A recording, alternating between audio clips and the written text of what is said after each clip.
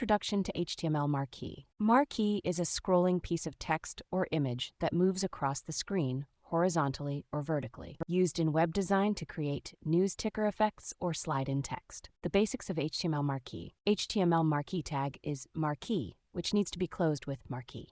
Text or image is placed between these tags to create a scrolling effect. HTML Marquee attributes. Marquee tag can be customized using several attributes such as direction, behavior, loop, scroll amount, scroll delay.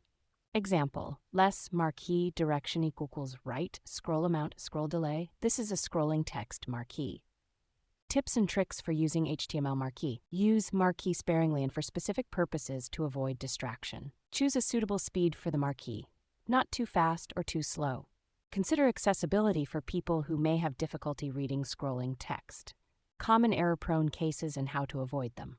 Ensure to close the marquee tag properly. Use the attributes correctly. Set within the opening marquee tag. Remember that marquee tag is not supported in all browsers as it's not part of the official HTML specification. Conclusion: HTML marquee tag can be useful for adding dynamic content to web pages. Use the marquee tag and its attributes correctly and thoughtfully to create effective and engaging scrolling content.